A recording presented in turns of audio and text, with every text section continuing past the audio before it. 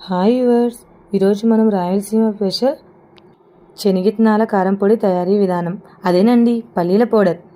ముందుగా స్టవ్ అంటించి ప్యాన్ పెట్టి 2.5 కప్ పల్లీలు వేసి డ్రై రోస్ట్ చేయాలి.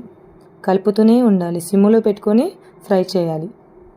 అప్పుడే పల్లీ లోపల దాకా ఫ్రై అవుతుంది. ఇక్కడ వీడియోలో చూసినట్టు ఇలా కలర్ లైట్గా ఉండాలి మంచిగా, లేదంటే మాడిపోయే అవకాశం ఉంటుంది.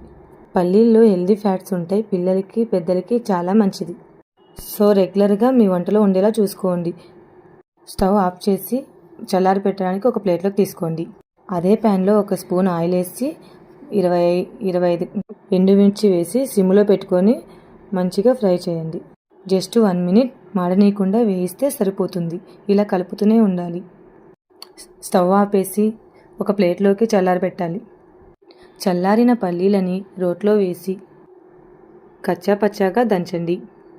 పల్లీలని లైట్గా పొట్టు తీసి ఇక్కడ వాడుతున్నాం మేము. ఈ రెసిపీకి పల్లీలు మెత్తని పౌడర్లా కాకుండా కచ్చా పచ్చాగా ఉంటేనే టేస్ట్ చాలా బాగుంటుంది. 2 వెల్లుల్లి గడ్డలను పొట్టు తీసుకొని ఉంచుకోండి. వేయించిన ఎండుమిర్చి, ఉప్పు మిక్సీ జార్లో వేసుకొని పౌడర్ చేసుకోండి. అది ఇప్పుడు వేయండి. 2 మిక్స్ అయ్యేలా దంచాలి. అవి బాగా కలిసాక ఒలిచిన వెల్లుల్లి కూడా ఇందులో యాడ్ చేయాలి. ఇప్పుడు అన్నీ కలిసే విధంగా దంచుతూ ఉండాలి. ఒక 10-15 నిమిషాలు టైం పడుతుంది. అలా దంచుతూ ఉంటేనే ఎంతో రుచికరమైన శనగిత్తనాల పౌడర్ రెడీ అయిపోతుంది. ఈ పౌడర్ ఒక గ్లాస్ జార్లోకి స్టోర్ చేసుకొని ఉంచుకుంటే 1 మంత్ వరకు చాలా ఫ్రెష్గా ఉంటుంది.